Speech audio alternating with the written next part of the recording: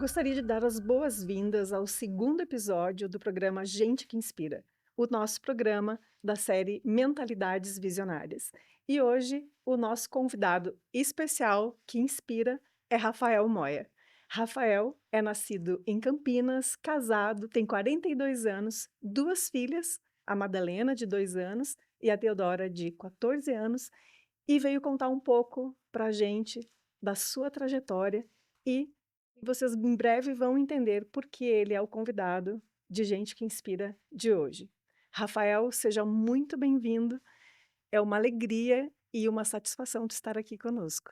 Alegria minha, Miriam, de estar aqui com vocês. Um prazer poder trocar e compartilhar um pouquinho dessa trajetória aí. Rafael, Prazer. pode começar contando para gente o que te fez se apaixonar por esse tema que é tão hoje conversado, falado, mas que está há muito tempo aí nos convidando a refletir mais sobre, que são os impactos ambientais, os impactos sociais. Me conta, por que que tu te apaixonou? Quando que tu te apaixonou por esse tema? Por incrível que pareça, Miriam, isso ocorreu de uma maneira muito diferente, assim, foi na faculdade de Direito.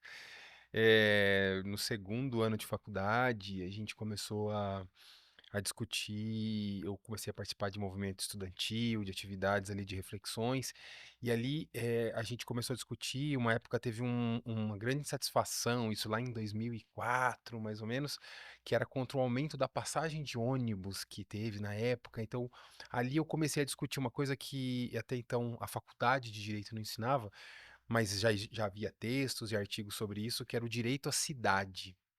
E aí, o direito à cidade, a gente discutia instrumentos legais de legislação urbana que excluíam, criavam cidades excludentes, bairros de periferia, favelas. E ali, depois dali discutir a questão ambiental foi um passo, porque isso tem o meio ambiente, ele não é só o meio ambiente natural, ele é o meio tudo é meio ambiente, né? O meio ambiente urbano é um meio ambiente, inclusive, que a maioria das pessoas vivem no planeta e no Brasil também. Então ali, dali em diante, eu fui me embrenhando cada vez mais nas questões ambientais e fiz toda uma trajetória profissional aí que esse ano está completando 20 anos que eu comecei a discutir e ler sobre esse tema e atuar com isso. E a vida acabou me arrastando cada vez mais para isso e tive uma trajetória não só da graduação, mas também do mestrado, de um MBA e agora no meio de um doutorado também que envolve questões de desenvolvimento territorial e as questões ambientais estão intimamente ligadas às questões sociais. Tanto que hoje em dia se fala muito do socioambiental, né, como uma ação ESG aí. Rafael, essa questão que tu trouxesse agora do ambiente, da cidade, né, essa perspectiva, hoje nós vemos muitas pessoas falando, muitas organizações falando com relação ao meio ambiente, a questão do impacto ambiental. Essa perspectiva do ambiente urbano e todo o envolvimento, que as nossas ações como indivíduos, né, não só as nossas ações das empresas e do coletivo, mas como seres humanos, assim, é é interessante essa perspectiva, porque não se escuta muito sobre ela, né, essa perspectiva de: "Ah, então, o que que a passagem, que vocês começaram a fazer o movimento te levou a refletir sobre essa perspectiva do impacto, né, do impacto social e te levou a toda essa perspectiva do impacto ambiental?". Me vem a questão de realmente uma trajetória bastante grande, de envolvimento, de estudo, de curiosidade, para que a gente possa perceber mesmo no dia a dia todos os impactos que que a gente produz e que a gente não percebe. E eu aproveito para trazer agora nessa perspectiva, durante toda essa tua trajetória, que tu sinteticamente aqui nos trouxe, né, e bem trouxe. O que que tu dirias que são as maiores dificuldades que tu encontraste, assim, para a gente como seres humanos, a gente bem dimensionar o quanto as nossas ações impactam? Tu dirias que tem alguma dificuldade que é recorrente, que tu percebeste, assim, ó, desde o início da tua trajetória até agora, alguma dificuldade que ela tá sempre presente? com relação a esse olhar nosso, ao nosso olhar como pessoas, ao nosso olhar como instituições? Eu nunca eu acho que é muito bem colocado sua pergunta. Eu nunca gostei muito do selo ambientalista. "Ah, o Rafael é ambientalista". Eu nunca gostei desse selo, porque, eu via que o meio ambiente, ele não é uma coisa dos ambientalistas. O meio ambiente é tudo, não existe economia sem meio ambiente, não existe sociedade sem meio ambiente. Então, pra mim, a coisa mais, o que mais a grande dificuldade era mostrar para as pessoas que as questões ambientais, elas não estão dissociadas, né, a defesa do meio ambiente não pode ser entendida como uma ação de uma pessoa que é apaixonado por ficar no meio de uma floresta, né, o meio ambiente, ele tem que estar intimamente ligado em todas as esferas da nossa vida, porque sem o meio ambiente não tem sociedade, não tem economia, não tem recurso, não tem gente, não tem nada. E quis o destino que assim, eh, até de uma maneira muito ruim, né, pelas questões, de mudanças climáticas que estão não só batendo a nossa porta, mas invadindo a nossa janela e nos perpassando por todos os lados, quis que e hoje é muito, eu acredito que é muito assim, pouca gente séria hoje, não considera o meio ambiente como algo central na sua intervenção, né, mas ainda é uma dificuldade, né, essa consciência ambiental. Tem diversas pesquisas que mostram o seguinte: quando você, faz uma pesquisa, as pessoas, no geral, identificam que a questão ambiental é um problema, mas pouquíssimas pessoas reconhecem que fazem alguma coisa em relação à conservação ambiental, né.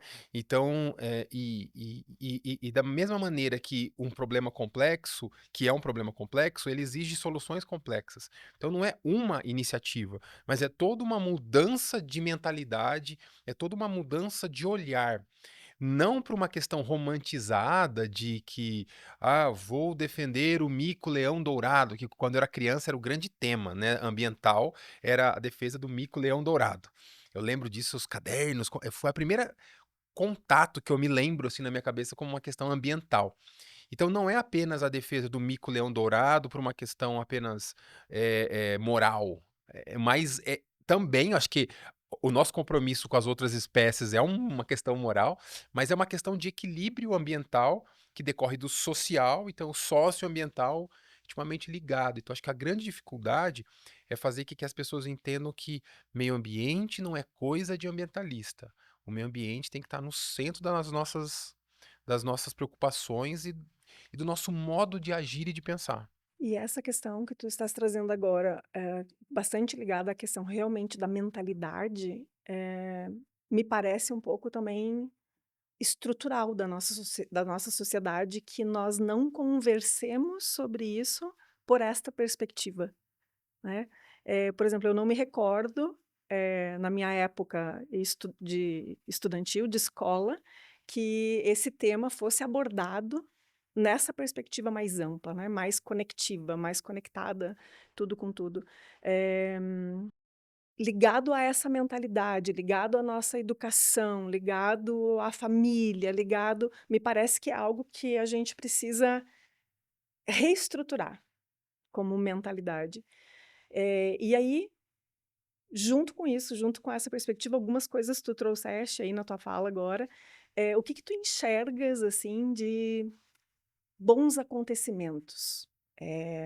O que que já está acontecendo aqui próximo a nós, talvez Brasil e outros lugares do mundo, que tu percebas assim, ó, essas ações, essas iniciativas são iniciativas que corroboram com essa mentalidade, mais conectada a essa questão de ambiente. Não, em partes, mas sim essa perspectiva realmente que precisa ser uma pauta desde a escola, dentro de casa e família, também empresas. O que que tu enxerga, assim? O que que já existe de bom por aí? Que movimentos estão acontecendo que tu enxergas que tem essa perspectiva de conexão? Miriam, tem uma frase que é do Nelson Mandela, que diz o seguinte: toda mudança é impossível até que ela se torne inevitável. Então assim, até pouco tempo atrás as pessoas falavam que, essa coisa de novo, né, de ambientalista é uma coisa muito romântica, vocês não se preocupam com as questões ambientais, e tal. Eu acho que a partir dos últimos 10 anos, na verdade, as preocupações ambientais, elas começaram há muito tempo antes, né, você tem escritos do século XIX que já colocam algumas questões em relação a isso. Mas, de maneira mais estruturada como a gente conhece hoje, começou na década de 70. Essas preocupações, esses relatórios que apontavam os problemas que vinham acontecendo e a possibilidade dos seres humanos estarem alterando, as ações dos seres humanos estarem alterando o clima do planeta e as condições do planeta. Mas eu acho que o que tem de positivo hoje, eu acredito que às vezes parece que foi só um pesadelo que nós tivemos, que foi a questão, da pandemia. A gente meio que pouco fala hoje em dia do que aconteceu da pandemia, mas eu acho que a pandemia jogou a sociedade, e eu acho que isso vai ficar mais claro para a gente daqui a algumas décadas, do ponto de inflexão que foi essa virada histórica, que eu vejo que depois do mundo pós-pandemia, as pessoas, essa agenda entrou na centralidade, né. Então a agenda ambiental, ela saiu do campo de meia dúzia de ambientalistas do Greenpeace para vir uma coisa na agenda central. É só ver, por exemplo, os investimentos que as 2 maiores economias do mundo, China e Estados Unidos, estão fazendo nas questões da economia verde. Não é mais uma não é hoje um dos homens mais ricos do mundo, Elon Musk, trabalha com carros elétricos, que é um grande problema ambiental, a poluição gerada pelos veículos, né. Então, assim, a economia verde, essa outra perspectiva da economia, a sustentabilidade, entrou no centro das preocupações. Então eu acho que isso é positivo e e e e o Brasil tem todas as condições, se souber, aproveitar, de liderar essa transição energética no mundo. Então hoje a gente fala nós somos um país em desenvolvimento, a 8ª economia do mundo, mas com grandes desigualdades, sociais, e se a gente souber lidar com o socioambiental, incluindo as pessoas, combatendo a pobreza a partir de uma economia de baixo carbono, a gente tem tudo para ser a grande potência econômica, do futuro. Então acho que isso é positivo. As pessoas, cada dia que passa, a economia vê a importância na floresta em pé. Toda mudança gera resistência, as pessoas estão resistentes ainda, muitos setores são resistentes a entender isso, mas é inevitável, né. As empresas mais de vanguarda hoje no Brasil e no mundo já superaram essa discussão, tratam a questão ambiental como o centro das suas preocupações e do seu modo e do seu modelo de negócio. Então isso eu acho que é uma coisa positiva, né, para a gente olhar para frente. É interessante essa frase que tu trouxesse do Nelson Mandela, bem inspiradora, e o quanto a gente percebe que para algumas mudanças que elas são mudanças mais pesadas no sentido de, precisamos movimentar muito mais pessoas, para que de fato aconteça um produto diferente, no caso que a gente está falando, de uma vida mais saudável para o futuro, o quanto isto também faz parte um pouco do ser humano e alguma coisa que a gente vai falar um pouquinho mais à frente aqui, com relação a precisar ver um produto um pouquinho mais, entre aspas, vou usar a palavra agora, um pouquinho mais doloroso, para que a gente se movimente para uma mudança, né, para uma "Ok, vamos mudar, agora temos consciência que precisamos mudar". Hoje a gente escuta bastante se falar em ESG. Não é algo dos nossos tempos de agora, né, já é algo, mais antigo, essa sigla, mas hoje existe uma mobilização maior, aparentemente, né, das organizações em torno do ESG. A gente consegue perceber que existem 3 tipos de movimento com relação ao ESG. Algumas organizações se movimentam porque faz parte do propósito, essa questão que tu trouxesse, né, a pessoa coloca-se no centro, agora as questões ambientais e o que a gente precisa fazer, não só o ambiental, né, mas o social e governança, está no centro aqui da nossa movimentação, corporativa. a gente vê alguns movimentos acontecendo por propósito, que é por este entendimento, alguns movimentos acontecendo por medo e alguns movimentos ligados ao ESG acontecendo por marketing.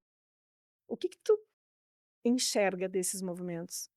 Eh, não im não importa, precisamos de alguma forma fazer o movimento, precisamos ter algum cuidado com relação a esses movimentos. O que que tu trarias pra gente sobre isso? É uma boa é uma boa reflexão, Miriam. Eu sou bem pragmático. Eu acho, assim, que todo movimento nesse sentido é positivo. Mas o que é genuíno fica, e o que é espuma se dispersa com o tempo. Então eu acho, assim, que as empresas que, um negócio consistente, ele trata o ESG no centro da sua operação. O que é apenas um greenwashing, um marketing ambiental, que o marketing ambiental não é ruim em si, desde que seja genuíno, né?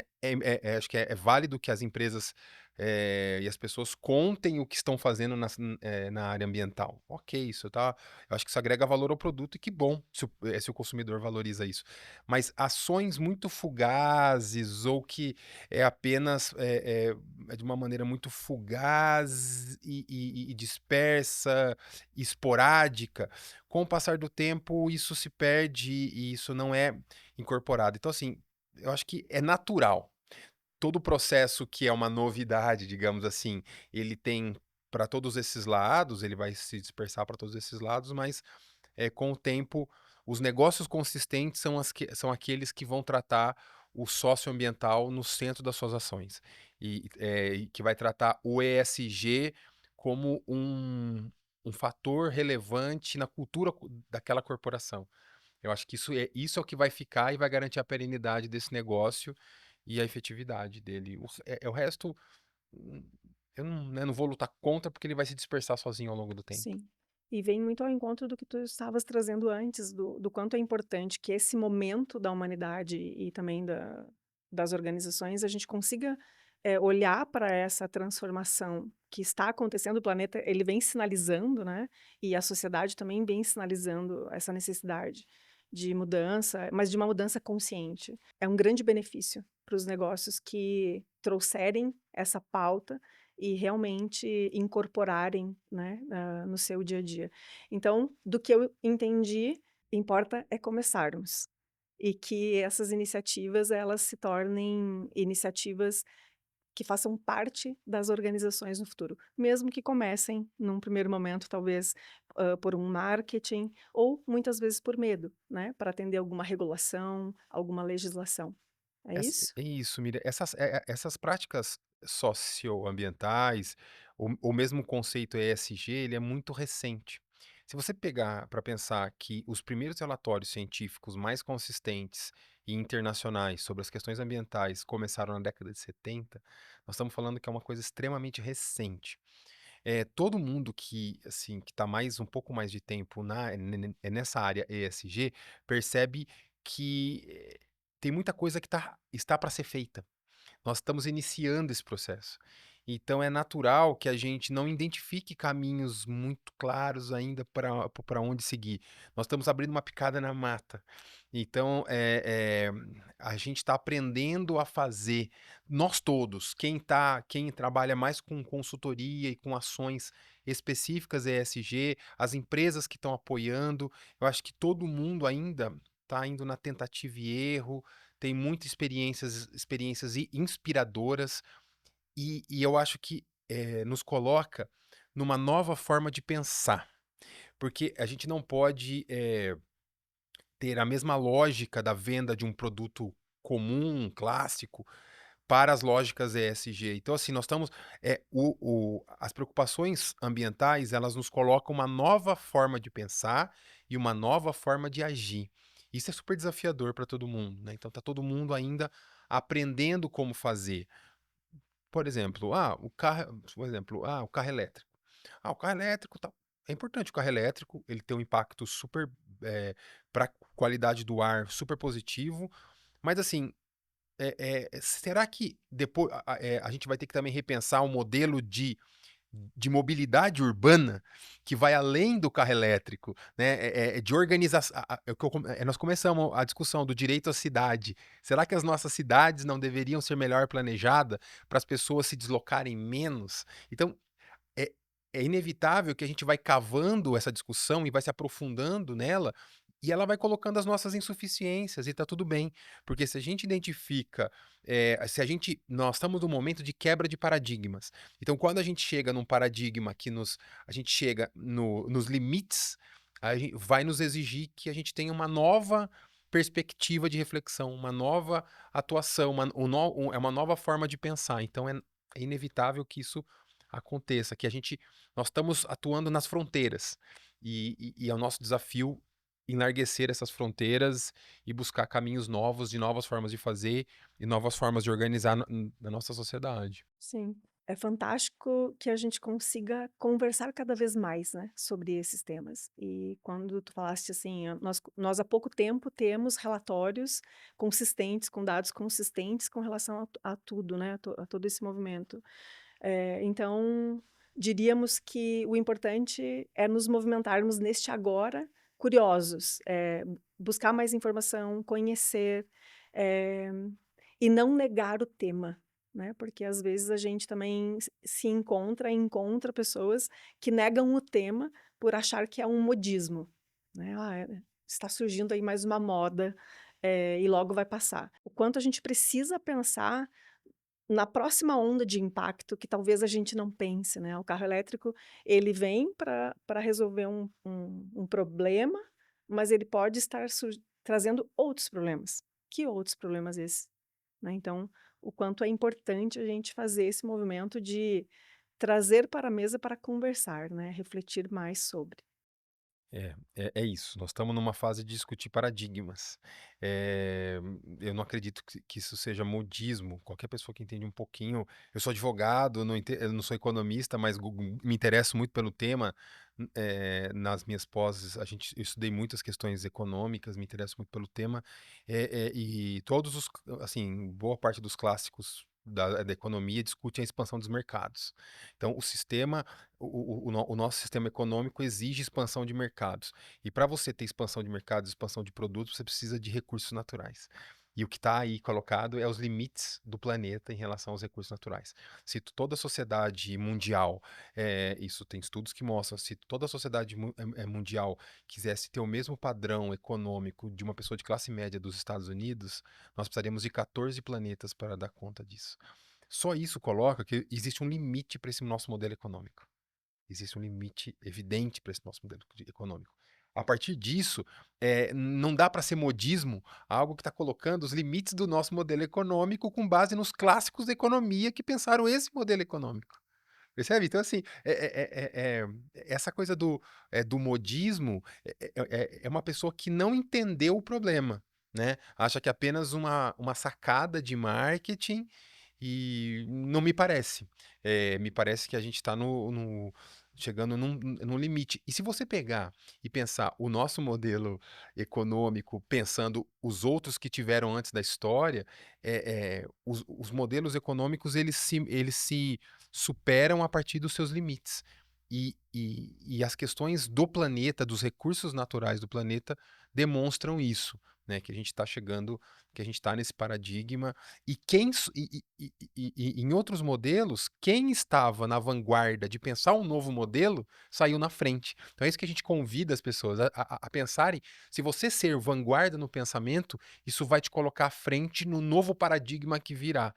Então me parece que eu acho que é aí que está o pulo do gato, que não é uma coisa romântica, mas é uma coisa estratégica você pensar, você trazer para o centro das suas atividades as questões ambientais. E as empresas de vanguarda hoje, as empresas mais valorizadas na bolsa, etc., tratam isso como é, o que há de melhor e de consistência de empresas, já não tratam mais as questões ambientais como um modismo, mas no centro das suas preocupações. E isso que tu estás trazendo, Rafael, puxa um próximo tema que está ligado a futuro agora, diríamos assim, que é nós costumamos falar que nós precisamos pensar, refletir, que planeta nós queremos deixar para os nossos filhos, né? E eu trago aqui para a gente conversar um pouquinho, até, contextualizado por essa tua última fala, seria o planeta que nós queremos deixar para os nossos filhos e ou os filhos que nós precisamos deixar para o nosso planeta? É, é uma boa reflexão. Eh, Miriam, eu acho que, quando a gente fala de salvar o planeta, eh, eu digo o seguinte, que é um termo errado, porque eu acho que o planeta não precisa ser salvo. Porque ainda que a humanidade decidisse acabar com o planeta, nós não temos ferramentas para acabar com o planeta. Eh, a espécie humana, o antropoceno, com alguns cientistas dizem que é a era aonde os homens, os seres humanos estão alterando as condições climáticas, diferente do período dos dinossauros, que foram eventos aconteceram apesar das espécies que viviam no planeta. Eh Em 1 milhão de anos, se hoje a humanidade se extinguisse, em 1 milhão de anos o planeta se regenerava, porque nós estamos falando de um planeta de bilhões de anos. Então, assim, não se trata de salvar o planeta, se trata de salvar de manter as condições de vida da espécie humana neste planeta. Então, o que eu acho que a gente precisa fazer é garantir que as condições de vida da espécie humana permaneçam. E para ir e assim, e se a gente e que espécie humana? Porque é uma questão geracional. Eh, a gente hoje, apesar de todos os problemas, provavelmente a nossa, geração, com mudanças e alguns eventos climáticos extremos, as coisas vão caminhar até, assim, é evidente que a gente está sofrendo muitas coisas, mas assim, eh a ge a nossa condição de vida humana tá garantida, de certa maneira, nessa geração, com todos os problemas que a gente já vive hoje.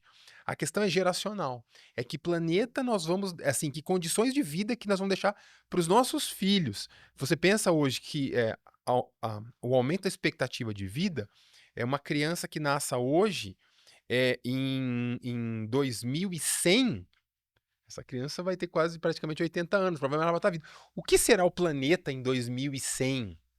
Então, o que nós temos que fazer e quem será as pessoas que vão garantir as condições de vida e vão manter isso são seres humanos. Se nós causamos os problemas, nós somos capazes de garantir que isso se altere, essa curva se altere. Então, assim, o que eu acho que a gente precisa é deixar, melhores seres humanos para que garanta a continuidade da espécie. É isso que nós estamos é sobre isso que trata. Então a gente precisa, formar esta consciência, formar, esse futuro, né, porque são as crianças que estão aí hoje, as crianças que virão, que vão sofrer de fato as privações e as consequências de uma outra questão climática que está dada hoje, né. Nós precisamos cuidar dessas condições de vida para esse adulto que daqui lá, como tu dissesse, em 2100, é a criança de hoje que vai ter 80 anos, né. Eh, é algo que teria muita reflexão e é algo bastante apaixonante de conversar por muito tempo. Vou te dar um exemplo, Miriam, sobre isso. As crianças às vezes nos mostram, nos lembram de algumas coisas que a gente vai esquecendo, né. Eu tenho, como você falou, a Madalena de 2 anos e meio lá em casa. E esses dias, há uns 4 dias atrás, eu estava abrindo um abacate, ela gosta muito de comer abacate. E eu estava abrindo o abacate, e ela naquela fase de encantamento, né, de descobertas. E aí eu abria e ela adora abacate, a hora que eu abri ela viu o caroço do abacate. E ela assustou, porque ela tá acostumada a ver a carne do abacate, ela olhou: Que é isso papai?" Eu falei assim: "Olha, isso aqui é onde vem uma árvore, isso daqui vai sair uma arvorinha, vai virar uma arvorona igual você vê, e vai dar outros abacates." Ela ficou maravilhada com o caroço do abacate. E eu estava lá, cortei, peguei o caroço do abacate, pluf, joguei no lixo. Ela olhou e disse o seguinte: "Mas papai, por que você jogou isso fora?" Ou seja, eu apresentei algo Sim. maravilhoso para ela e joguei no lixo. Aquilo foi chocante, e eu sou uma pessoa que discuto esse tema 24 horas por dia. Eu olhei aquilo, eu fiquei todo desconcertado, eu falei: "Ai, desculpa, o papai esqueceu", tirei e coloquei num vasinho e tá lá para nascer uma muda de abacate. Então, eu acho que isso é a prática. Tem um ditado que diz que as palavras convencem, os exemplos arrastam. Então, a prática é agora. Nós temos que começar agora a agir, porque com esta prática nós vamos achar os caminhos. E os caminhos serão assumidos e aperfeiçoados pelas futuras gerações. Eu acho que esse é o nosso segredo. É fazer o agora, é o agir, é o se lançar para o novo e co-construirmos, as soluções. Não tem salvador da pátria, não tem ninguém que tenha a solução para os problemas. Nós estamos fazendo, discutindo, novos caminhos. Eu tenho certeza que quando inventaram o inventor da máquina a vapor não tinha noção da revolução que ele estava causando. Hoje nós não temos a noção da revolução que a informática e a internet está causando para a gente. Então, assim, as mudanças elas vão se dando, se concatenando, e eu acho que a nossa tarefa é se lançar nessas novas formas, essas novas práticas e acreditar que esse processo vai ser assumido pelas futuras gerações e construir um caminho novo. E procurar formas de interagir mais com esses pequenos seres humanos, que nem a Madalena. Quem sabe um dia nós trazemos a Madalena junto para conversar aqui conosco. Com certeza, vai ser uma boa. Rafael, estamos indo aqui para o final da nossa interação. Quando a gente tem uma trajetória bastante intensa, bastante forte, com relação a um tema, a estudos, a algo que nos apaixona, a gente acaba se deparando com algumas verdades que elas não são muito gostáveis, né, elas são verdades, assim, por vezes duras, assim. E então com relação eu vou te pedir para tu, completares uma frase que eu vou trazer, tá? Com relação à transformação que a gente precisa viver, catalisar, com relação à consciência sobre o meio ambiente. Tu me dirias assim, ó: "Não tem jeito, a gente vai ter que". Mudar. Mudar as práticas, e a forma de pensar o nosso cotidiano, as nossas práticas e a nossa forma de fazer tudo. Fazer economia, fazer política, fazer as relações, sociais. Mudar as práticas, eu diria. Muito grata, Rafael. E com essa reflexão do Rafael, de mudança, de convite de transformação, nós estamos encerrando o nosso segundo episódio do programa Gente que Inspira. Se você gostou e fez boas reflexões, ative o sininho para receber as informações sobre o próximo episódio. Se também você lembrou de alguém nesse momento, enquanto nos escutava, compartilhe também com essa pessoa. Muito grata, Rafael. Foi uma alegria te ter aqui. O prazer foi meu, Miriam. Muito legal. Parabéns pela iniciativa e um prazer estar aqui compartilhando esses sonhos, essas reflexões e essa perspectiva de uma sociedade diferente. Muito Prazer. grata. Até o próximo episódio, gente. Tchau.